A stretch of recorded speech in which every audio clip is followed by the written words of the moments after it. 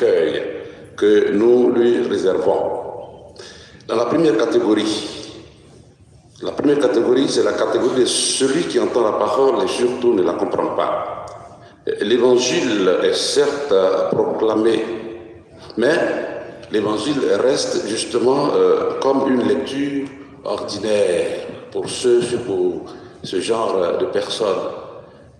L'évangile a été proclamé, mais en même temps, vous voyez, tous les jours, nous venons certes à la messe, tous les jours. Mais est-ce que nous nous sentons véritablement concernés par la parole que nous entendons?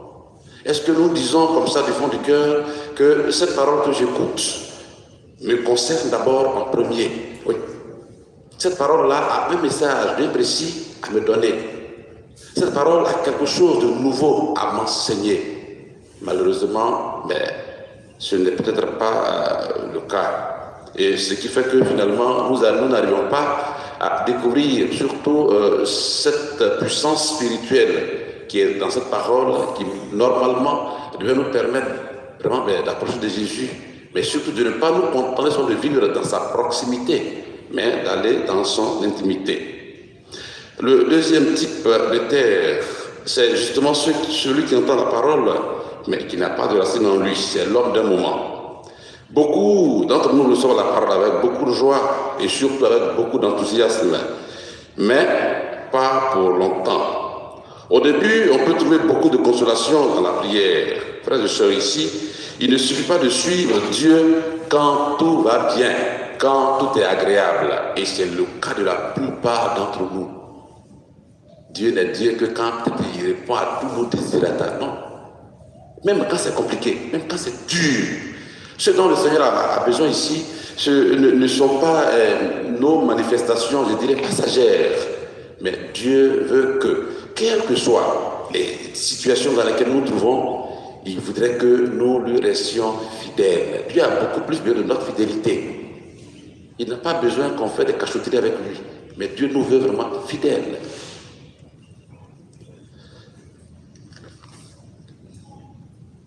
Frères et sœurs, même au cœur de la nuit noire et des épreuves, nous sommes appelés à rester fidèles à ce Dieu qui nous aime. Oui, une connaissance inlassable de Dieu, profonde de Dieu, ne s'acquiert pas au premier coup, mais dans la longue et inlassable fréquentation de l'Évangile. L'Évangile qui est lu, qui est relu, qui est médité et qui est remédité. Une petite question que je vais vous poser. Quand vous retournez à la maison, est-ce que les soirs avant de dormir, vous prenez le temps de prendre l'Évangile du jour pour la relire? Dites-moi. En toute simplicité, en toute honnêteté. Oui et non. Parce qu'il y a un problème. Il y a un problème, c'est ça, il y a un problème. Il y a vraiment un problème. Il faudrait que nous prenions vraiment le temps de relire. Parce que quand nous on lit, il y a ce sens spirituel qui sort, qu'on vous communique. Mais or, en lisant, il y a encore d'autres richesses contenues dans la parole de Dieu que nous sommes appelés aussi à découvrir. Dans la troisième catégorie, c'est justement celui qui entend la parole, mais qui est étouffé par l'amour, la recherche de la richesse et des biens matériels. En Matthieu chapitre 6, verset 24, il est écrit que nul ne peut servir 2 maîtres à la fois, non. La découverte de Dieu est une très belle aventure qui demande notre engagement total. Les soucis et autres plaisirs peuvent étouffer la parole de Dieu en nous si nous nous prenons garde. Frères et sœurs, retenez bien ce que je vais vous dire. La richesse est un faux ami qui promet beaucoup et qui déçoit aussi beaucoup. La richesse est un faux ami qui promet beaucoup et qui déçoit aussi beaucoup. Nous sommes vraiment avertis. Et maintenant, la dernière catégorie, la bonne terre, qui produit et porte du fruit. Il n'y a pas de récolte sans peine. La moisson est certes abondante, mais les semailles ont été parfois difficiles. C'est une invitation ici à l'espérance, au goût de l'effort. C'est aussi une invitation à bien faire ce que nous avons à faire.